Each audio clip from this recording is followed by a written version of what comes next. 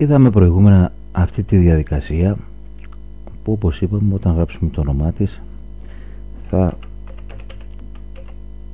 εκτελεστούν οι εντολές που περιέχονται μέσα στην διαδικασία. Να φέρουμε και τη χελώνα, αφού θα δημιουργηθεί σχήμα. Το εκτελούμε. Τώρα, όσες φορές και να το εκτελέσουμε αυτό, η πλευρά του τετραγώνου θα είναι 60 πίξελ, γιατί έτσι είναι η εντολή. Προφανώς σε πολλούς αυτό δεν αρέσει, διότι αν θέλει κάποιος να φτιάχνει τετράγωνα με διαφορετικές πλευρές κάθε φορά, άλλες φορές μεγάλες πλευρές, άλλες φορές μικρές, αυτή εδώ η διαδικασία δεν μας καλύπτει. Εμείς θέλουμε αυτό εδώ στο συγκεκριμένη διαδικασία να είναι μεταβλητό, να αλλάζει. Αυτό το θέλουμε σταθερό, διότι αυτό δημιουργεί την ορθή γωνία όπου θα ζωγραφιστεί η κάθε πλευρά. Συνεπώς, αφού θέλουμε αυτό να αλλάζει, πρέπει αντί για 60 να βάλουμε στη θέση του μία μεταβλητή που μπορούμε να την ονομάσουμε όπως θέλουμε. Ας την ονομάσουμε π λάμδα, να μας θυμίζει το πλευρά. Έχουμε πει ότι μπροστά από τις μεταβλητές βάζουμε την άνω κάτω τελεία. Τώρα, βεβαίως, αν εκτελεστεί πάλι το τετράγωνο δεν γίνει τίποτα, διότι θα πρέπει αυτήν την μεταβλητή που θέλουμε να υπάρχει μέσα στο πρόγραμμα, πρέπει να την δηλώσουμε δίπλα από το όνομα της διαδικασίας. Γράφουμε λοιπόν εδώ το όνομα της μεταβλητής. Πάμε τώρα να το τρέξουμε αυτό. Όταν το τρέξουμε δεν αρκεί να γράψουμε μόνο και έχουμε χρησιμοποιήσει μεταβλητή. Δεν αρκεί να γράψουμε μόνο το όνομα της διαδικασίας. Πρέπει να αφήσουμε ένα κενό και δίπλα να γράψουμε την πλευρά που επιθυμούμε εμείς να έχει το τετράγωνο, το μήκος δηλαδή. Θέλουμε να είναι 90. Αυτό το 90 αντιστοιχίζεται στη μεταβλητή αυτή. Άρα όταν εκτελεστεί αυτό το πρόγραμμα θα πάει μπροστά 90, γιατί έτσι έχουμε εδώ εμείς γράψει. Για να το δούμε. Το έχουμε κάνει και πάει και σιγά εκτελούνται οι εντολές. Να φτιάξουμε κι άλλο ένα τετράγωνο. Ας το φτιάξουμε τώρα πολύ μικρό, με 10 πλευρά.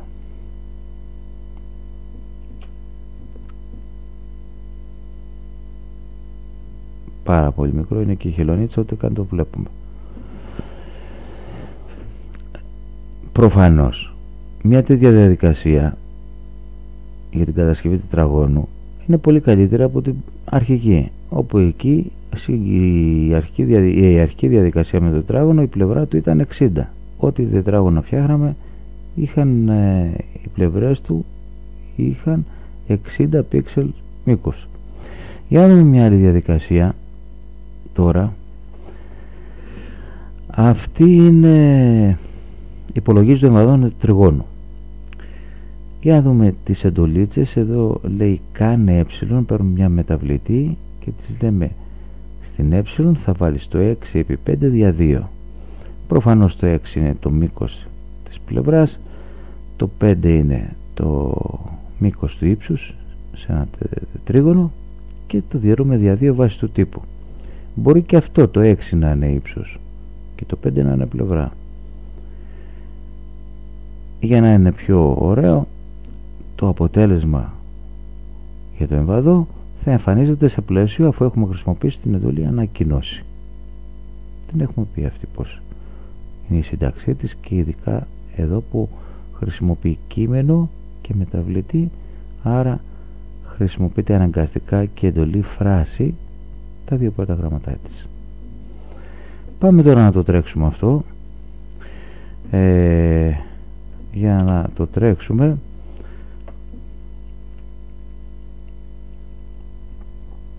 καλό θα είναι να σβήσουν τα γραφικά. Ωραία, η χελώνα τώρα δεν μας χρειάζεται.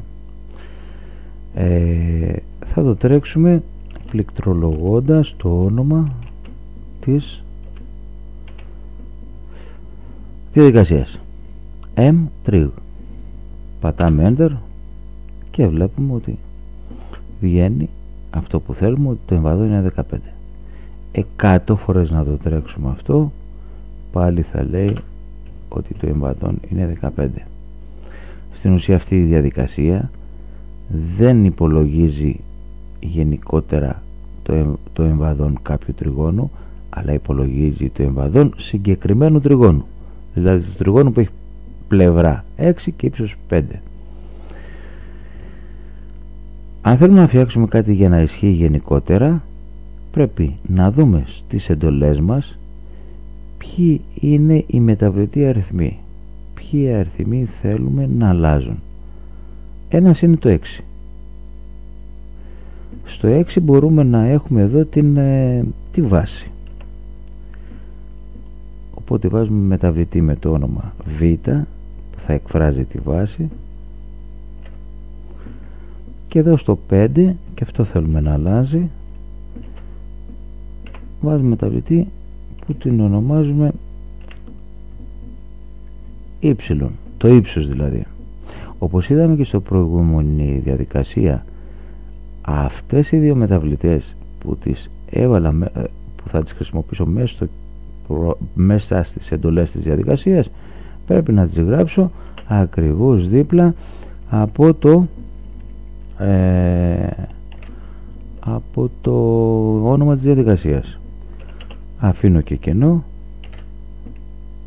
Ωραία, πάμε τώρα να τρέξουμε αυτό πάλι, αλλά εδώ θα βάλω δύο αριθμούς. Ο πρώτος, το 4, θα αντιστοιχεί στη μεταβλητή Β που είναι η βάση, και το 8 θα αντιστοιχεί στη μεταβλητή Y που είναι το ύψος. Το εμβαδόν είναι 4 επί 8, 32 δια 2, 16. Θα μας βγει και σε πλαίσιο. Το εμβαδόν είναι 16. Είναι προφανές ότι αυτή η διαδικασία είναι πολύ καλύτερη από την προηγούμενη, διότι εδώ μπορώ να υπολογίσω το εμβαδόν οποιοδήποτε τριγώνου. Για να δούμε έτσι, μεγάλα μήκη, 1200 είναι η πλευρά, ας πούμε σαντιμέτρ, και 800 είναι το ύψος. Πάμε να το τρέξουμε. Βγαίνει 480.000. Αν μιλάμε για εκατοστά, θα είναι αυτό 480.000 τετραγωνικά εκατοστά.